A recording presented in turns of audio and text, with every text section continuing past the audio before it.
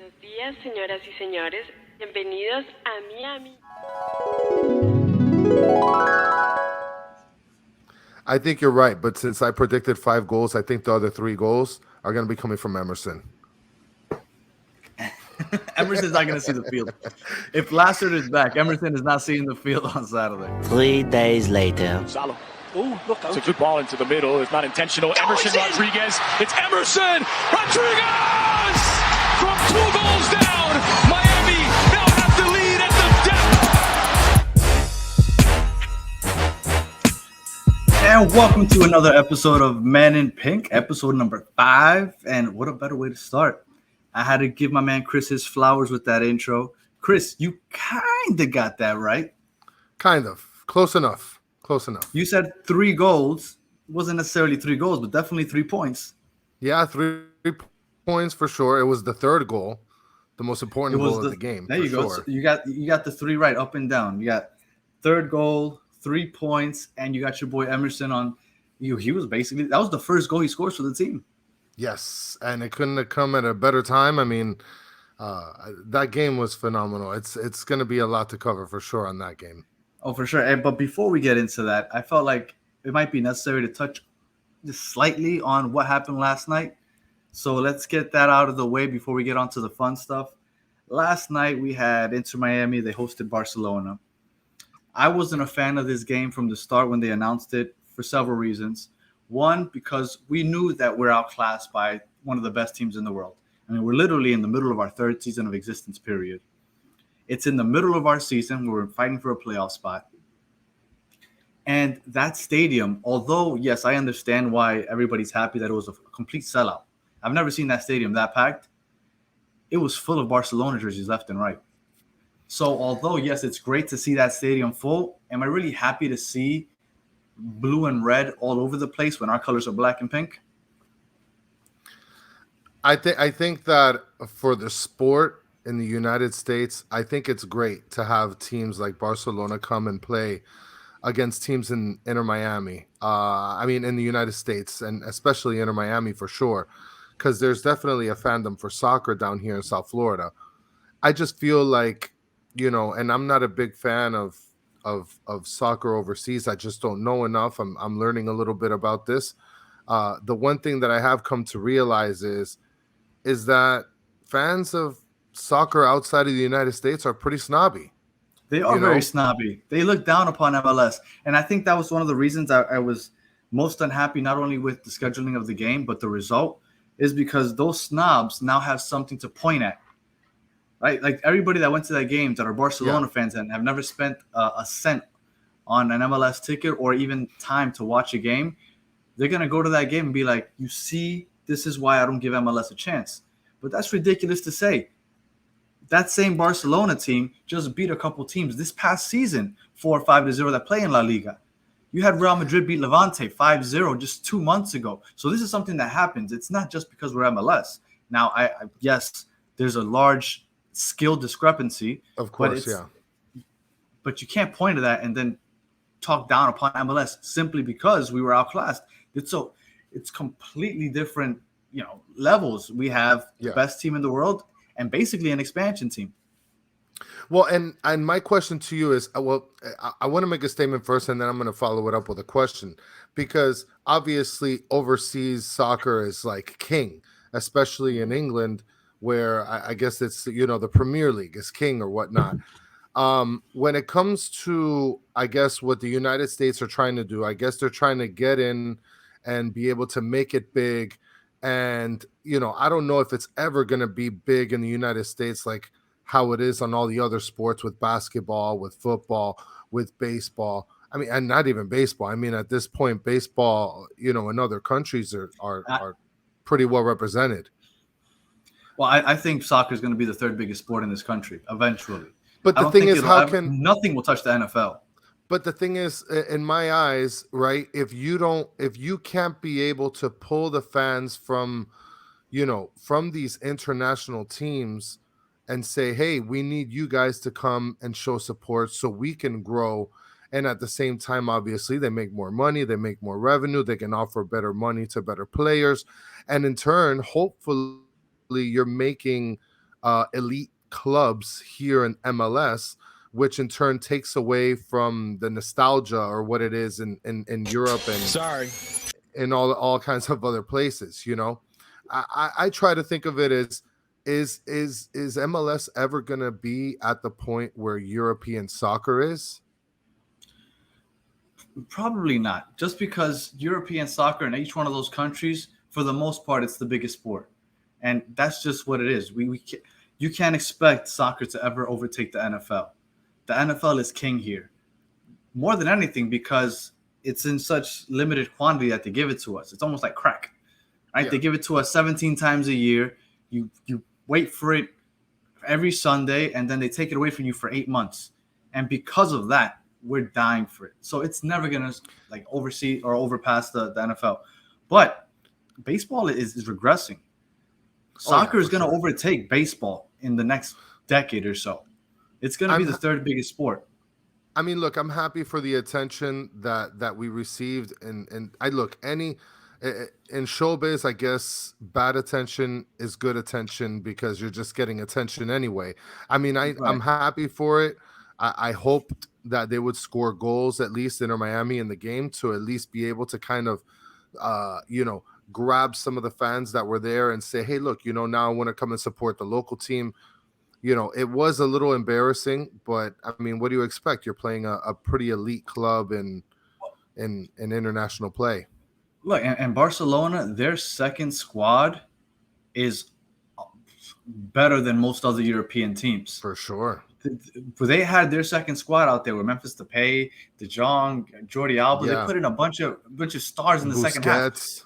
They had them playing in the second half when we had teenagers like David Beckham's son and Neville's son that have never played an MLS game. So if the first half was a large gap, the second half, forget about it. It was a complete mismatch.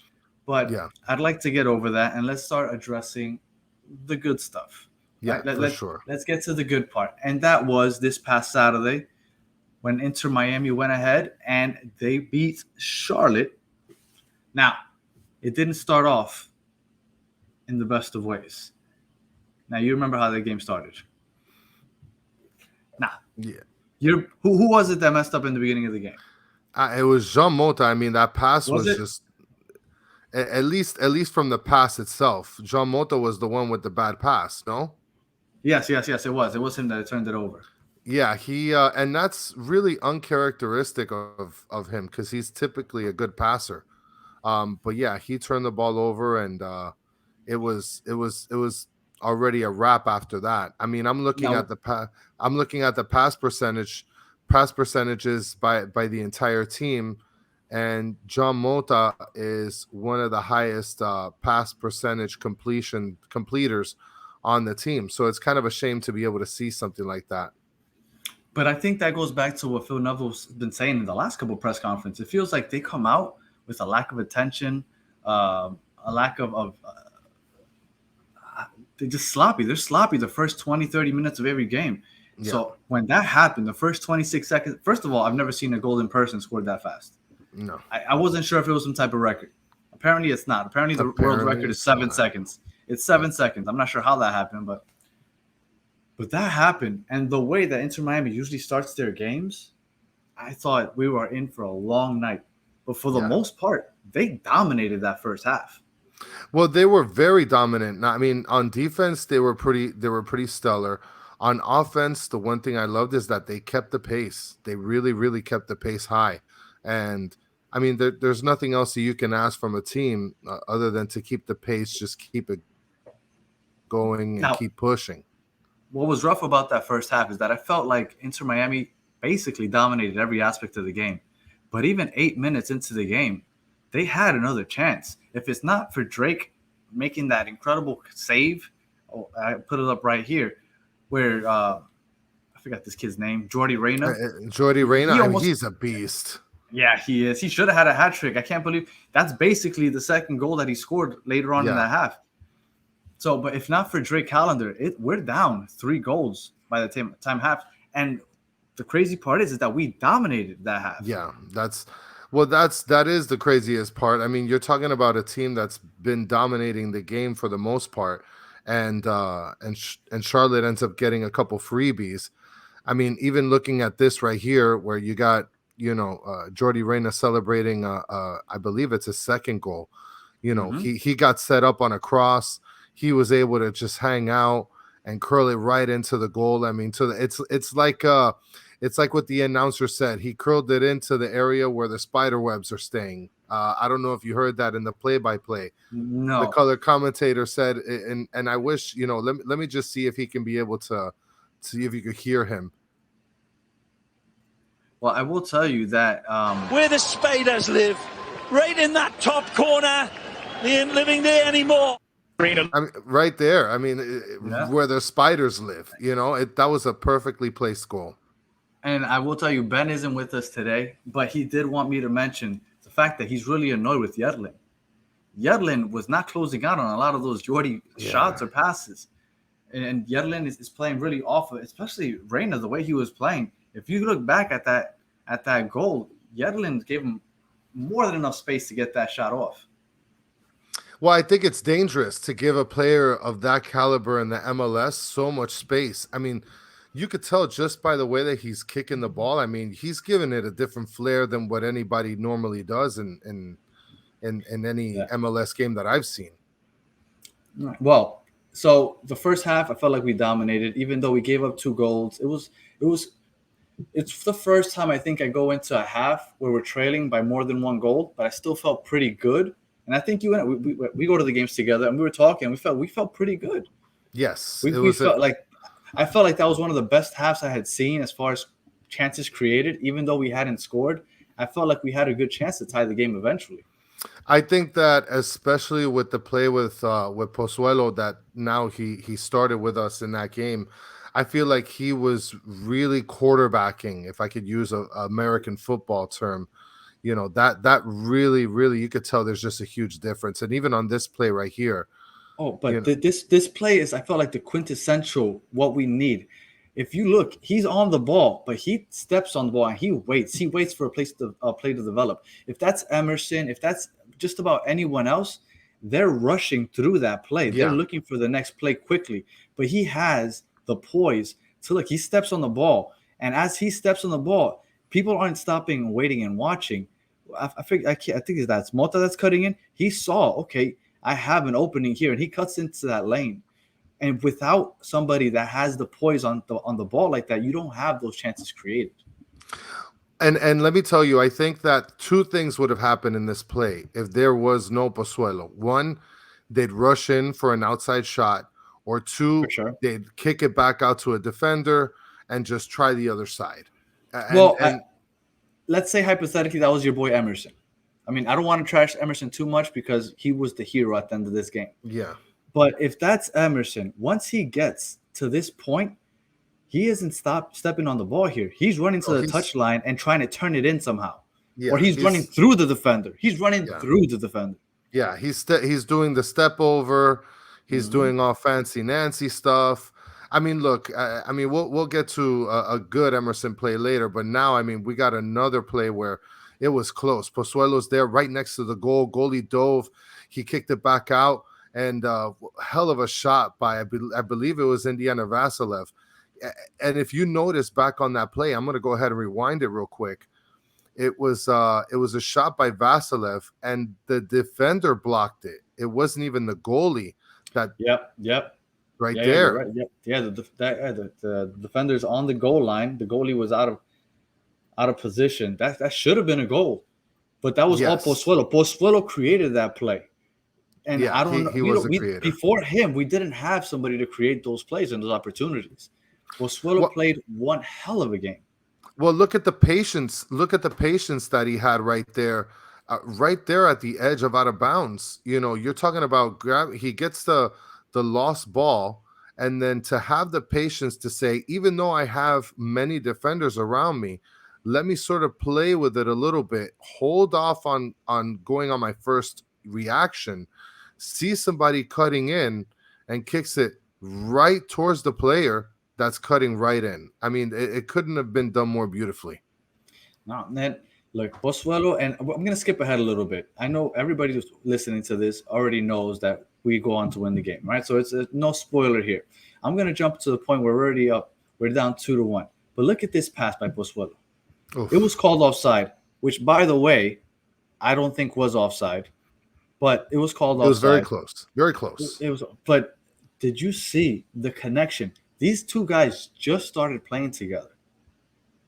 But they could already feed off of each other. It was a beautifully placed ball. It landed right in Higuain's lap. And this is what we were talking about last week. Higuain does not hesitate. No, if Bryce Duke catches that ball in that position, forget about it.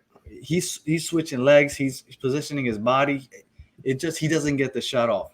Yeah. But so Pozuelo definitely on his debut, although he didn't technically get an assist, he didn't get a goal, but he definitely made a difference. Oh no, I mean the difference is colossal for sure, and what Pozuelo did, and I mean just on that play, it's like I told you before the game, and I don't know if I mentioned it in the last podcast, but the difference that Pozuelo is going to have, especially for Higuain, it's going to be colossal. You know, it's going to be a hell of a difference. And I wanted to get on. We'll talk about the NYCFC game in a second, but that's going to be big time also because I think Campana might have gotten injured in this game, and we'll talk about that in a second. Now, let's get on to the fun stuff. Robert Taylor. Now, I heard Neville. He supposedly talked to Robert Taylor before this game, and he told him, hey, I want you to dribble more. Don't even worry about passing that much. I want you to dribble and create. And Robert Taylor apparently took it and ran with that because that should be goal of the week here in the MLS. Literally and figuratively. I mean, look at this. Look at that play. I mean, he's the sombrero left. How many defenders is that?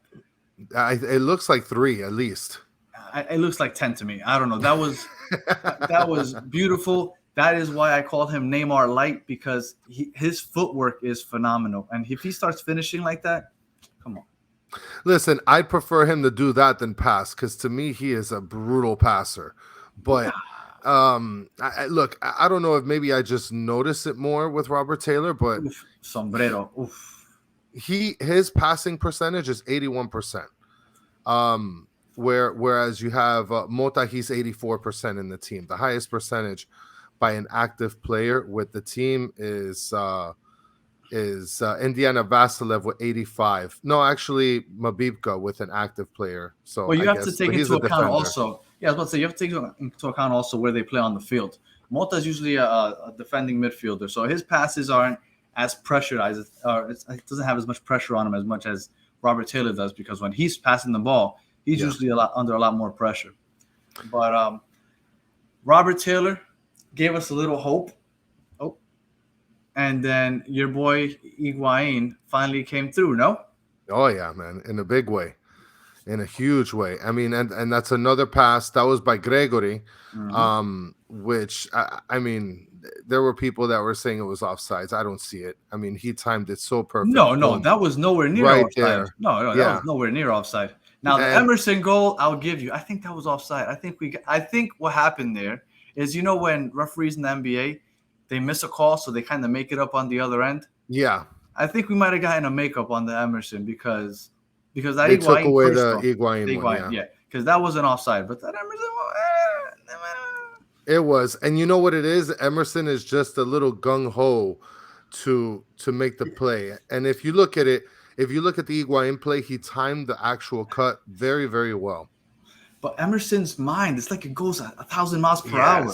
Yeah, it's like, dude, just wait for the ball to leave his foot. But, man, that guy, as he gets older, he will learn to play with a lot more composure. But as right now, man, he's just pedal to the metal.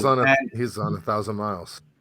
But it worked this time. I mean, I think that was offside. It looks very close. It looks very close, and maybe it looks close because he is so fast. If you notice, he takes long strides. No, but they paused it. They paused it after the pass.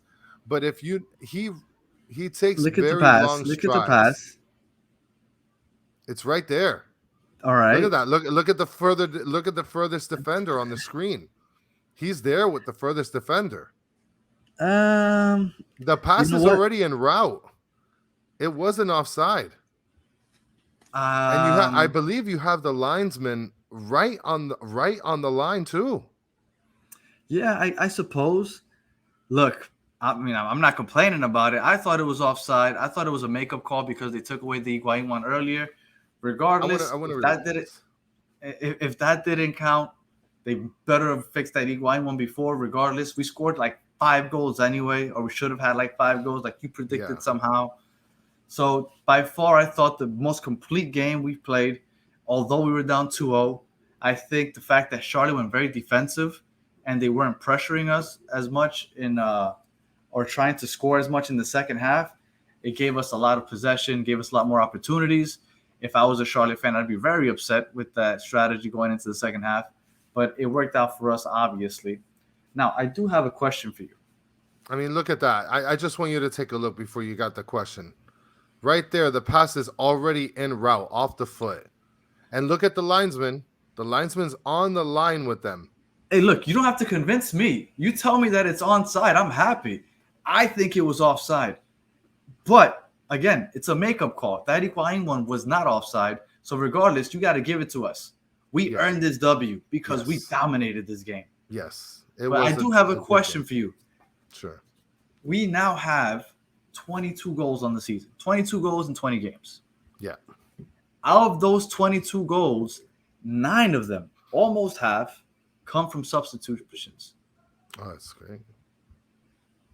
Do you think that it's Phil Neville making the right moves, kind of reading how the game is going and putting in the right players at the right time? Or do you think he should have some of these players playing more minutes? Because I'm not sure. Like, I want to believe that it's that he's reading the game and he knows what moves to make late in games. But at the same time, like, but damn, we are not doing anything in the first half, apparently. The majority of our offense is always in the second half. The cardiac herons. Well, and I feel like the people that he brings in, especially, are people that work well on pace. They work very fast, and I think for sure when people get tired, the opponent gets tired. It's to the benefit of us that we're putting in all of these guys with hell of a pace. Look, I think bringing in Higuain in the second half, the only thing that you're benefiting from that is you're benefiting better shot selection, shot taking. So Okay. I think that Higuain should come in as fully fresh as possible. I wish and I hope that the team can be able to incorporate a 2-striker sort of deal. I don't know if that's going to be effective or not. I feel like it can be, especially with the addition of Pozuelo. And keep some of the other guys like Vasilev. We got Lassiter that's coming back, hopefully. You still got pace. You still got people that can be able to take a shot and score off the bench. And I think he's making the right moves. I really do. I think a lot of people earlier in the year were taking a lot of credit from Phil Neville, and I really think that he is a fantastic soccer mind. I mean, he has the team going in the right direction. Even though we've had a couple of rough losses in the last couple of weeks, I feel like he's gotten a lot out of this team. When Lassiter comes back, it's going to help. And in this game alone, in the second half, he kind of brought everybody into the midfield, right? And he had just Yedlin and Gibbs running out in the wings. Yeah. But for the most part, everybody was playing the ball up the middle. Now that Pozuelo's there with Bryce Duke, because once Bryce Duke came in and he's playing alongside Pozuelo, you have players to play off of each other and feed Higuain in the box.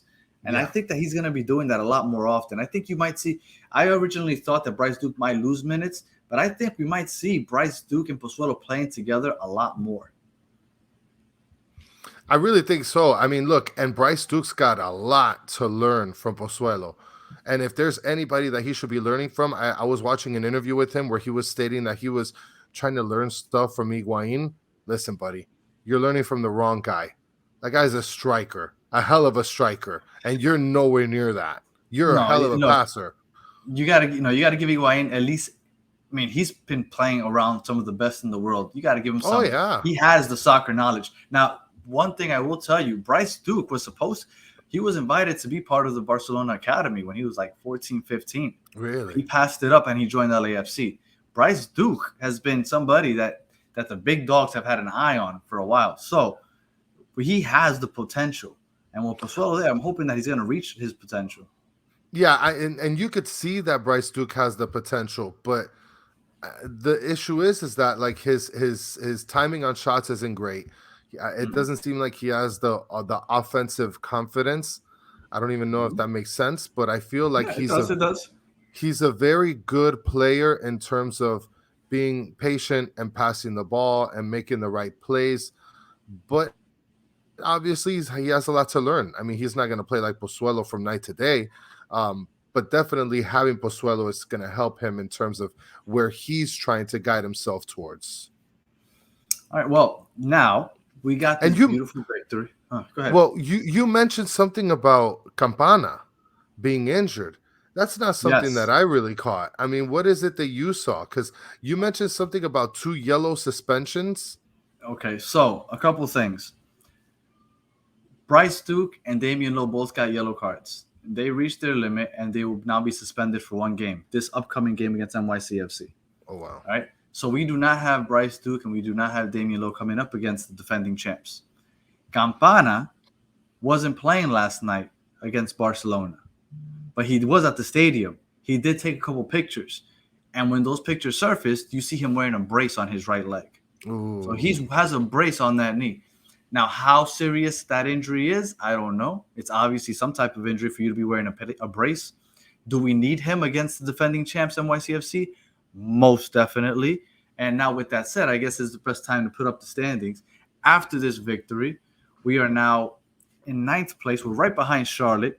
We're not that far off of Cincinnati, which is in 7th place. So this game coming up is big time. But if you look at the very top of the standings, those defending champs, NYCFC, are in 2nd place. Yeah. They have the most wins in the league. They have 11 wins. Now, before we get into the stats for NYCFC, their best player, Tati Castellanos, he won the Golden Boot last year. This year, he's leading the league in goals. He has 13 goals in 16 games.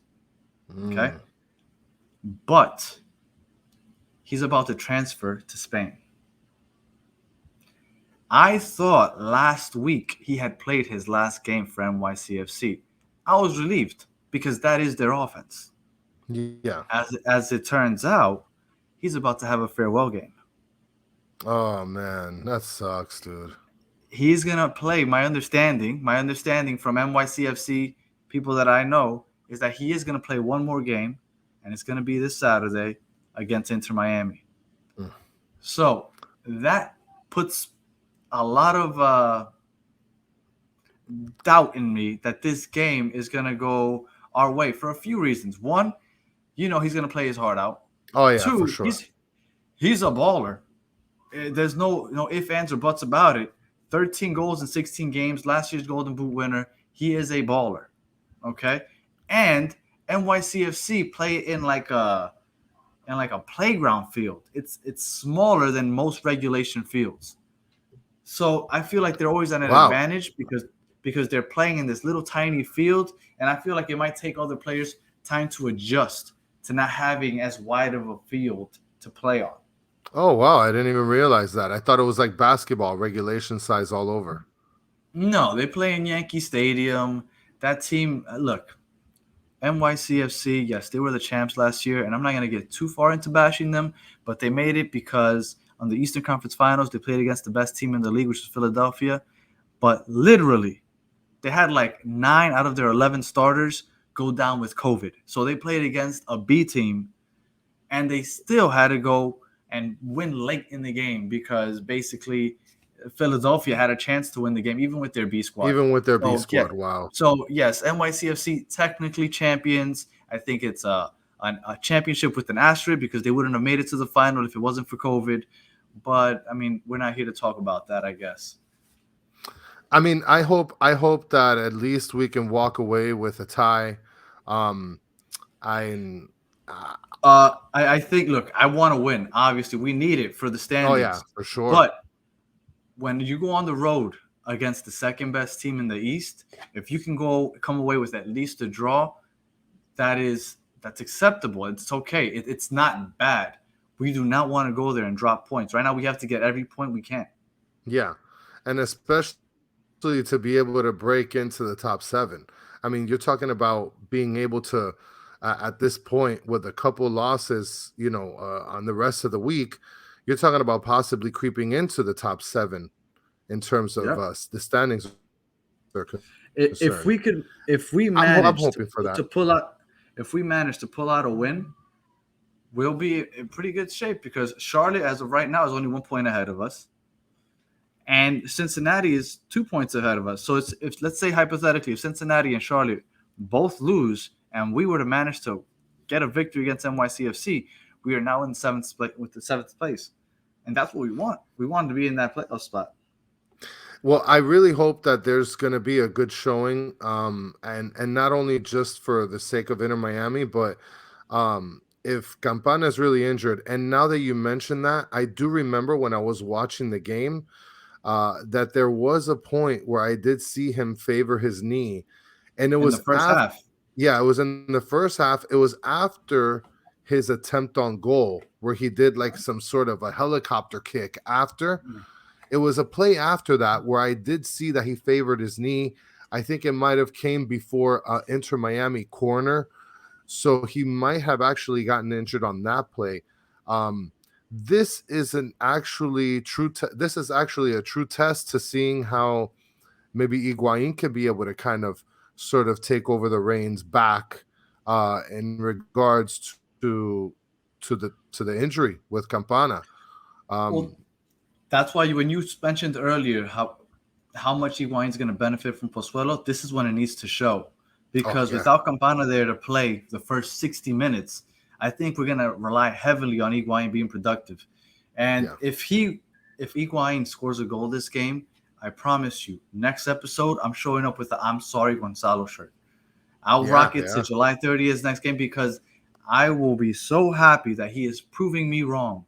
Because I have been one of the most negative people on Higuain since he arrived here. But as of right now, the last 2 games coming on as a subs, 2 goals, should have had 2 just last game. Yeah. Prove me wrong, Gonzalo. Please, I beg you.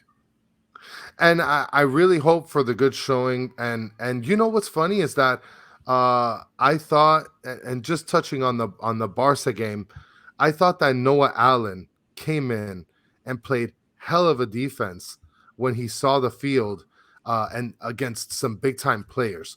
And that's one player that I've actually been missing a lot. They brought in Gibbs also into the game. They float Gibbs around. But this guy, Noah Allen, man, he plays very tenacious. He plays without any shame in his game. He really goes after it. And so that's I like Noah Allen. Yeah, that's one player that I think defensively would be super, super important to bring back with more minutes. I think that they didn't play him because he was playing for the U.S. team, representing the U.S. team heavily. So I look forward to that for sure. I'm going to see if I can be able to break open a prediction here. So before you predict, look, how did you think they looked against Philadelphia? Philadelphia, we said, had the best defense. Yeah. If you look, NYCFC have allowed the second least goals in the league.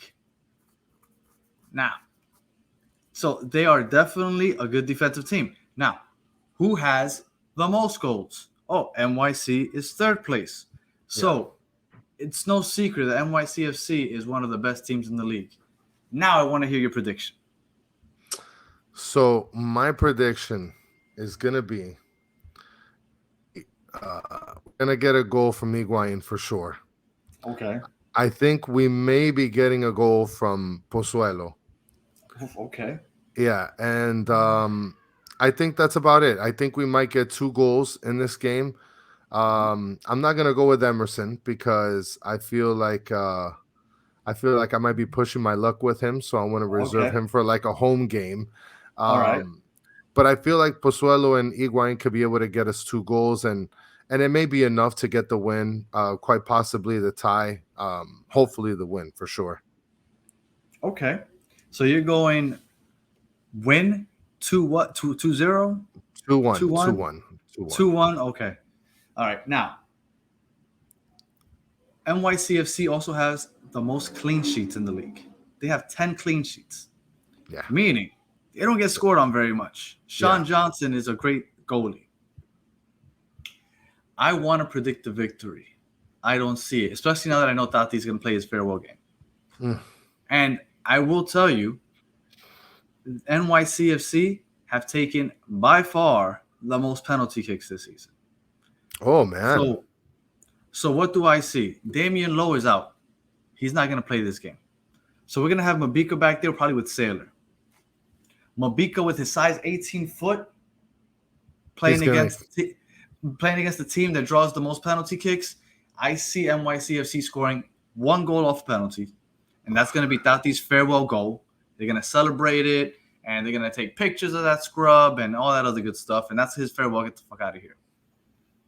We're going to score 1 goal. I think it's going to be Pozuelo. I think he gets his first goal because he plays very well against NYCFC. If you look back at his games with Toronto, he always played pretty well whenever he played against NYCFC in that stupid tiny little stadium park thing that they have in Yankee Stadium.